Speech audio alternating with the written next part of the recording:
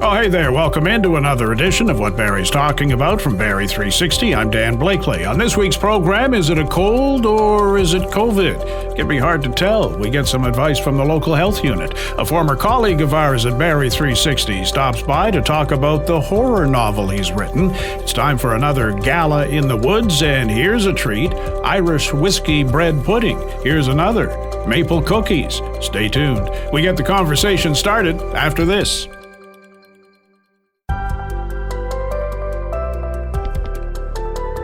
Health officials are getting geared up for another bout of COVID as the winter approaches, but did it ever even take a break over the summer? Barrie 360's Ian MacLennan has the Simcoe Muskoka District Health Unit's Associate Medical Officer of Health, Dr. Colin Lee, on the line. Oh, man, is summer cold or summer COVID? What is it, Doctor? Yeah, this summer has been, I think, COVID dominated in terms of the coughs and colds that we're seeing in the population. Over the summer, the percent positivity of tests, people taking COVID tests, was about 13%, and that's about sort of double of what last summer was like, if we can remember that far back. And then if we compare it to other respiratory viruses that were hanging around, again, it was doubled than its nearest competitor, which was our infamous rhinovirus, aka the common cold. So a lot of out there was COVID, and COVID hasn't really settled down to the pattern of only the winter. It continues to be around all year. But I thought the thinking was in summertime, we're outdoors more, not in enclosed spaces for longer periods of time like we are in the winter. Yet if we're seeing a summer COVID spike, does this make the virus a bit of a different beast? Yeah, it is. We don't know exactly which factor it is that's overriding and being able to do that, but it's a combination of, one, its ability to, the virus to mutate enough so that, after a couple of months of either having the flu shot, the COVID immunization, or having a COVID infection, that it's able to escape the immunity that we have. And then it's circulating enough so that even though we're not indoors as much as winter, it's able to find the next person, to pass it on to. We all kind of hope and wish that it would act like, previous flu pandemics, where after a few years, or a couple of years, 3 years, 4 years, depending on which pandemic, that it would eventually settle down to just the winter, because it can't propagate during summer or spring. But that's just not the case right now. It's been around all year round. And then summertime is probably when, people's immunity are a little bit down from the COVID vaccine back in the fall, and for some in the spring. And it's able to go up again like it has this summer. I guess, Doctor, we're not alone in terms of this COVID spike looking across the country? Yeah, it's across the country. It's across North America that we're seeing more infections and more hospitalizations, more than last summer. Thankfully not as much as the winter, but nonetheless still a very important infection for those who are most vulnerable to it. Okay, if a person is feeling under the weather and wants to know if it's COVID or some other infection, are there even test kits available to answer that question? Yeah, so I think there's a couple of things. I think for those who are most vulnerable, or those who have medical conditions over the age of 60 or 65, they may benefit from a COVID-specific antiviral medication, which has to be taken within 5 days of the start of an infection. So for those, they really should be looking to get tested. Tests are sometimes available through pharmacies, or through the kits from pharmacies, or from their medical clinics or their family doctors. So that's one reason to get tested, because it will help get your eligibility for medication to decrease the hospitalization rate as well for them, and complications. And then for others, I think, who are not going to be taking medications and who don't have access to tests, I think, if you get a cold, you kind of have to assume that there's a good chance it might be COVID and take your precautions. And that means, just like any other infection, I think it's just really to stay home until you're feeling better.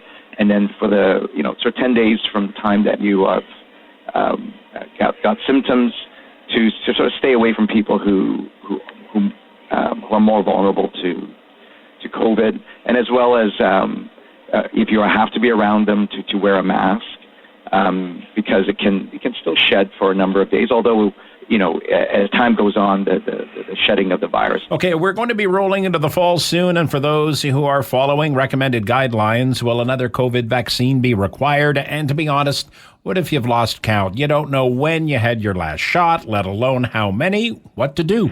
Yeah, that's a good question. I mean, I think for all of us, we're waiting for the vaccine that will likely come up late September, early October. It is the updated COVID vaccine with something that's a strain that is much closer to what is circulating now. In terms of whether or not you've had one shot, two shots, or the booster, it really doesn't matter anymore. It's really a one-shot deal. There's no primary or a booster. You should just be getting one, for most of us, once every year at this time. And then for those who are more vulnerable, likely there'll be another one after the fall in the spring the following year. So it really doesn't matter what you got before, so you don't have to worry about it. Okay, is it fair for people to say, you know what, Doc, I've got COVID fatigue. I'm done with this virus? Well, I mean, there's COVID fatigue everywhere, including my household. Yeah. I mean, there's fatigue because it's been so many years, and we just honestly want it to go away, but unfortunately it isn't going away. It isn't becoming seasonal. It's not becoming like the flu. It's still, much more morbidity, more hospitalizations and deaths than any other virus. It isn't like it was before, but we still have to, I think about our own health, our colleagues and friends and family who are more vulnerable. So I think, few things still to do. Thankfully, still very good precautions for everything else, and that's, stay home when you're ill, and then, wear a mask for a number of days after, for up to 10 days. Get your shot, and for those who are vulnerable, who are eligible for treatment, is to get tested early, and then, go to your pharmacy or your healthcare provider for the antiviral.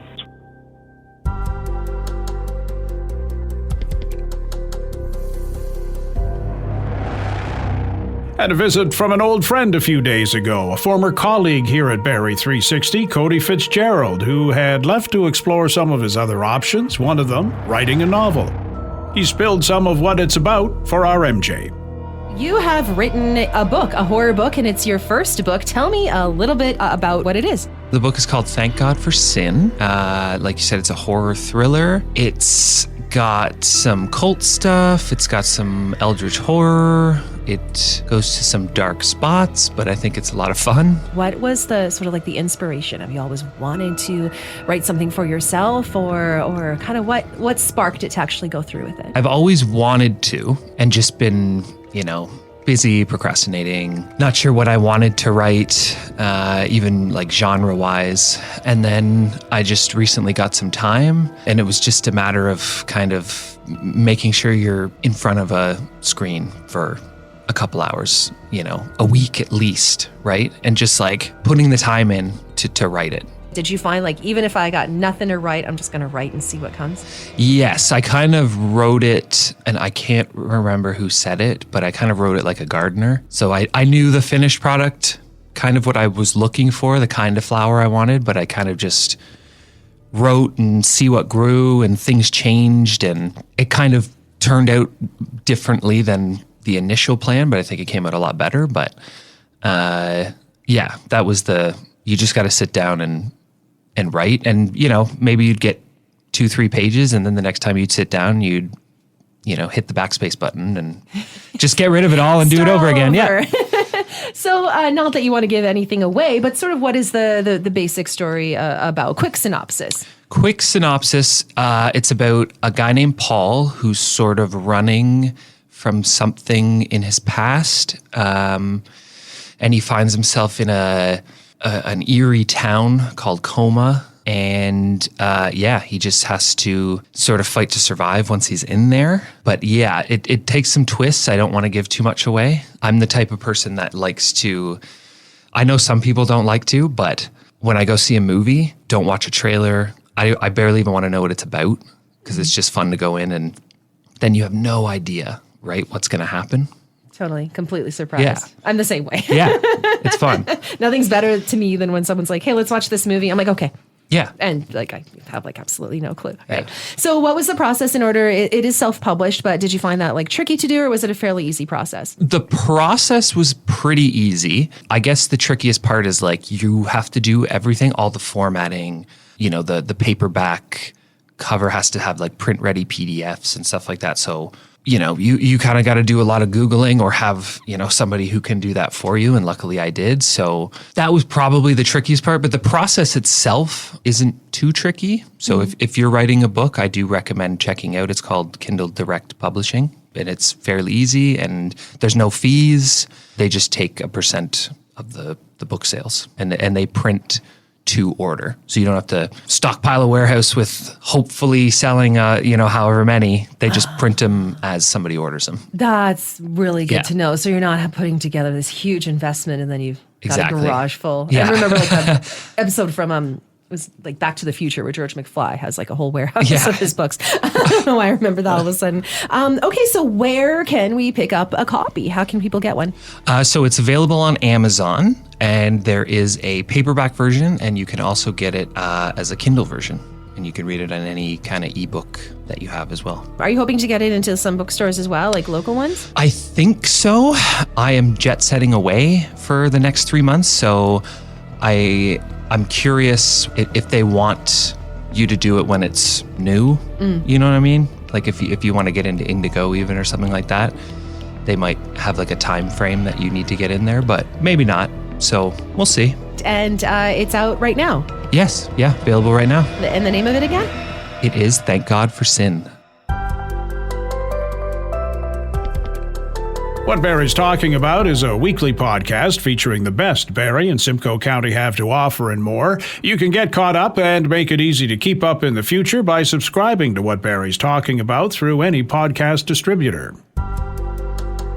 Still to come on What Barrie's Talking About, dessert, baking your own. A Barrie woman is out with a book that will tantalize your taste buds, and the Gala in the Woods is back. We'll tell you what that's all about. Now this. It's cool to care. It's a well-known fact blood transfusion saves lives. It's also a well-known fact that the world relies on voluntary unpaid donations to fill the need for blood. The need for blood never ends. Canadian Blood Services in Barrie is calling on you to help save a life. Please consider donating today. Appointments are mandatory and must be booked in advance. Book today at blood.ca through the Give Blood app or by calling 1-888-2-DONATE. Cool to Care is brought to you by the Peggy Hill team. Keeping it real all the way to sold. Reach out now at peggyhill.com. It's cool to care with 107.5 Cool FM. This is What Barrie's Talking About from Barrie 360. I'm Dan Blakely. This is What Barrie's Talking About from Barrie 360. I'm Dan Blakely. My taste buds tingling. We have on the line Gail Sweeney, who has written a cookbook, a recipe book, a dessert recipe book called Let's Bake, over 100 dessert recipes for gifting and giving. Welcome to the program, Gail. Thank you, Dan. Nice to be talking to you this morning. I understand this is probably more a hobby for you than anything else because by profession you're a child psychologist. Well, it's a hobby. It's a passion. I am a child psychologist for schools and a child adolescent psychologist, but I also had a catering company. I also went to the farmer's market at 6:30 every morning to sell my desserts, my cookies. And I've also catered to a lot of boutique stores and restaurants in Barrie.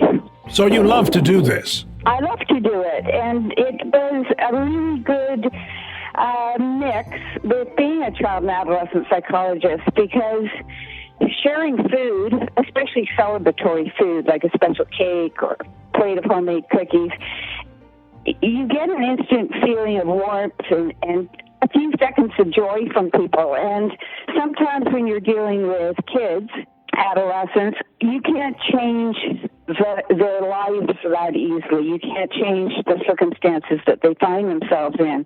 So it was a nice juxtaposition to working with kids, which I also loved. You, during the pandemic period, were using baking to help kids with their mental health. Yes. Well, as we all know, when COVID got serious, COVID-19, schools were shut down to try and curb the virus. And all my students and teachers were finding themselves feeling somewhat isolated. They did not have the extracurricular activities. They did not have the human contact that made us all tick day to day. So I decided that what I would do is videos with relatively simple baking, things like a one-bowl chocolate cake or a pie, and I would show these videos to kids and teachers alike. They'd be about 20 minutes in length. The recipes would be posted on the school social media site so that the kids could bake along with me. And they loved it. And they'd post their baking, they'd be proud of it, and I loved it. And that's really what started me into thinking of writing a book. Do you have any notion as to how many of those students are still baking? Do you still hear from them? Oh, I hear from them all the time. I mean, some of the kids were here and their grandparents were in China or India, and they would send their baking to their guardians, and I hear from them now that they've graduated. Is this a lost art? The reason I ask, I remember when I was growing up, my mom baked all the time, cookies and tarts and pies and you name it. And she baked them from scratch, and we would get in there and help her knead the dough and do the rolling pin thing and everything else. But I don't see a lot of that happening anymore. Well, I think people are working hard, and, more than ever, two parents are at work, and so time is an issue. But during COVID, you saw a lot of bread starters in different homes and a pride in making the best sourdough bread, for example. And I think it might have kick-started a trend. I find that people love good food now. We are much more educated in international foods, and I try in my cookbook to incorporate a European flavor to a lot of my recipes. But I think, I think there'll always be foodies who have a passion for baking. I salute to all of you, because there's nothing like fresh baked goods in my mind. Yes, it was hard when I was writing this book. I would go through a recipe. Probably sometimes it would take me 12 hours to get it right. And, of course, I was tasting it as I did it. So I tried hard not to put on 20 pounds. And how difficult was that? A little bit. I gained 5 at least. I've taken them off now, but you have no idea how much I baked when I was writing the book. Nothing like sampling, is there? Now, I'm going through some of the recipes. Irish whiskey bread pudding topped my list, I think. Oh, yeah. And, you have a party around Christmas time and you have guests staying overnight. Maybe you've had one too many. You wake up and you have hot Irish bread pudding with a caramel sauce that you just put a bit of the hair that bit you in, like some Irish whiskey. It's an amazing flavor. Oh, and maple cookies. My mom was great with oatmeal cookies, but maple sounds dandy. Maple cookies, especially, I go to the local farmer's market. I get the darkest maple syrup I can get because that's got the most punch. And I think those maple cookies, probably the top 3 cookies I used to sell. Toffee pecan crunch, mango chocolate torte, the list goes on. Started working with mangoes when you could get them in our supermarkets. And it's just such a lovely flavor. And then mixed with chocolate, that takes it over the top. Are these relatively easy to put together? I have tried to make the instructions easy so that no matter how complicated a dessert is, if you just follow those instructions, it'll come out. Now, I've had a lot of feedback saying that is, in fact, the case. That the instructions are very easy to read. I've tried to make the book some recipes for beginner bakers. I don't know what I'm doing, but I'll try this. Some recipes for people who've been around and baking a fair bit, and some maybe the odd recipe that would be a challenge. But everybody likes a challenge. Exactly. And so, I just went by what I wanted when I was beginning to bake. I wanted a challenge, and I wanted something I could make in 15 minutes.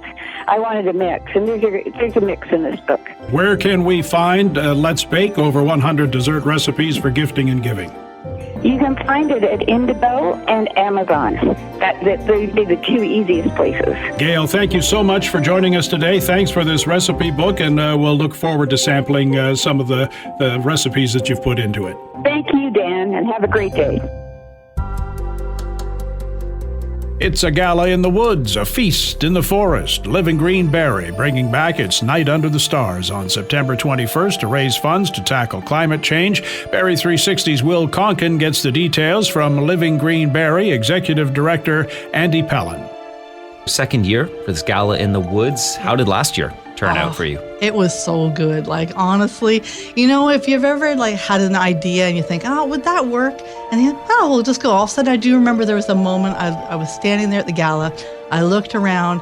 All the people were laughing. They had a drink in their hand. Then Brett Caswell came up and started doing his song, and he got everyone to interpret it. They're all starting to sing along. And then, and then the woods were behind us. And it was magical. And I'm like, yeah, we're doing this again.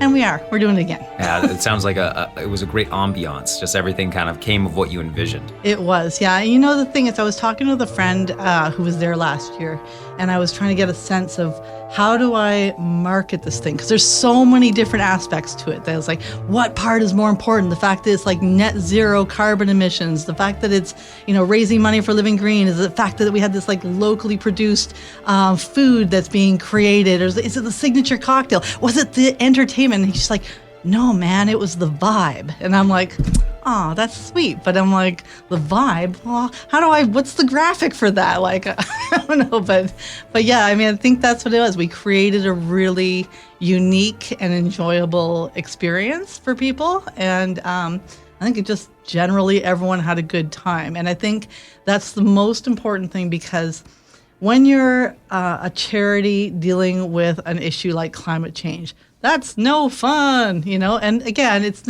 is a pretty big, serious thing. But what we're trying to create is a community of people who want to engage with this and take the scariness out and just talk about like hopeful. Well, what can we do? And so that's really what this is about. Is, well, what can we do? We could just ignore it, which I think a lot of people are doing, but that's not worked so well for us as a population. But the gala is really about like a celebration of all the good people who are like, no, well, this is important. But yeah, I'm also here because this looks like it's going to be a vibe. And it was. And then I saw there was only one bag of garbage from last year because you did a lot of recycling, you rented a lot of things. Maybe talk about that as well. Sure. We were really the funny thing is we just naturally did it. So we rented things, we borrowed things, we brought in our personal composters, we sorted everything out ahead of time. We thought about things. We told people, don't, some of our sponsors and suppliers, we just say, hey, can you do this a little bit better? And we just did it because that's what we do, right? And then in the end, like on the Sunday, very hungover, by the way, I was out there cleaning, and we were, again, still sorting and doing all the things. All of a sudden we realized, oh my gosh, like look at the size of this bag of garbage, like literally the size of a cantaloupe, like a small cantaloupe, not even like some jumbo GMO cantaloupe, like a normal size cantaloupe. That's the size of the garbage because we just did all the things. So then we realized like this year, we can literally advertise this as a net zero event because not only did we produce almost no garbage and almost no waste, the money that we're raising is going towards planting trees. So any carbon offsets that we couldn't have done, we are definitely getting back by just, planting more trees for the area. So anyway, yeah, it was really fun because it was a little bit of a challenge. And it was actually kind of fun putting that challenge out to our suppliers and our sponsors and just saying, hey, I know you want to bring your pens with your logo on it, but could you not maybe do this? And they actually really stepped up, and everyone was kind of excited about the idea that we were creating a progressive event, an event that is the way that events could all be. It really wasn't that much more difficult. It just because we made a concerted effort to do it. And then what's on slate this year? Is it the same structure as last year? Well, if it ain't broke, don't fix it. So there's definitely a lot of the elements we are keeping because that worked well. And it really, so we're still going to have our signature cocktail, which people really enjoyed. We have a secret surprise dessert this year, though. So I am not releasing any details other than just to say it's going to be really cool and maybe a little bit forest themed. So there we go. So that we have Brett Caswell coming to do the music again, but we've maybe have a couple other singers in there as well. So we've just kind of taken all the elements that worked really well last year, and we're just going to do them better because it's the second year. So now we're like, oh, that's how we can do this, and now we know. And there will be the Living Green Business Awards. Sure. So we have 2 business awards because this is something we want to build every year because it's really about incenting people to want to do the right thing. And again, it's not about us leading and saying, you should be doing this or you shouldn't be doing this. It's like, well, what did you do? And so we have 2 awards. One's for the greenest business. And that one actually is going to be presented by Bush Systems because, again, they are kind of a leaders here in Barrie on green. And so they are going to be doing the greenest business for somebody who is doing all these green things.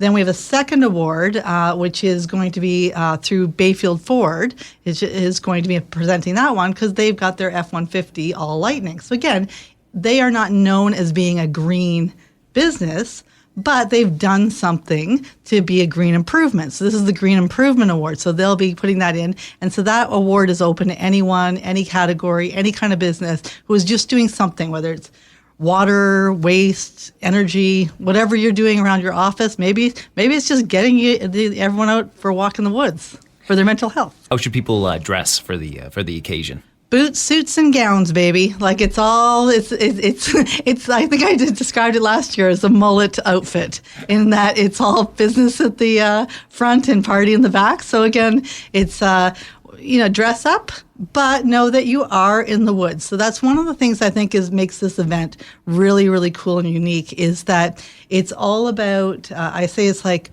glamping. It's a glamping kind of thing. Because again, it is still that retro old provincial park. There's still picnic tables with holes in them, but we're going to make it a very upscale event with our lighting and decor and like that. But so people can dress up, but you need to wear functional footwear because you are in the woods. And if you are going to wear high heels, we will laugh at you when you're stuck. So there's that.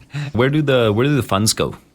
So right now it's just about supporting Living Green's programs, and our programs are all about climate action. So what we're trying to do with this is we're trying to connect up people who want to do something but don't really know what to do. So what we're showing is we have our 12 actions for climate. Those are monthly actions. So within those monthly actions, we put out free information. We'll do webinars, workshops, all sorts of events, all about like what people can do. And then we're also planting trees. And our goal is to plant 10,000 trees in Barrie. We're over 6,000 right now, so we're over halfway there. So a lot of the funds will all just go into our climate change programs, including planting trees.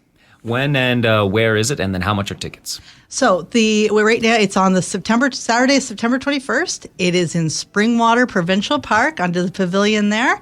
And the tickets are $200. And that $200 gets you a 4-course meal, including dessert, wine for your table, signature cocktail, entertainment, and one of the coolest events of the year. And then where can people find more info about it? Just go to www.livinggreenbarrie.com and you can get your tickets right from there. That you can connect right there. And like I said, it's going to be a fun thing. We do have like art and experience auction. We have a whole bunch of different elements that we're going to be throwing in there. And again, everything that worked last year, we're going to do again. but with some added little bonus things for people who are coming for a second year. And that's our program for this week. Thanks to Ian, MJ, and Will for their input, to Matt Ladder for his technical touch, and to you for listening. If you like what you've heard, please subscribe to What Barrie's Talking About, rate it, review it. You can also keep up with What Barrie's Talking About on X at Barrie360, on our website, Barrie360.com, and there's our daily Kickstart podcast available from any streaming service and on our website. I'm Dan Blakely. Hope you'll join us again next week.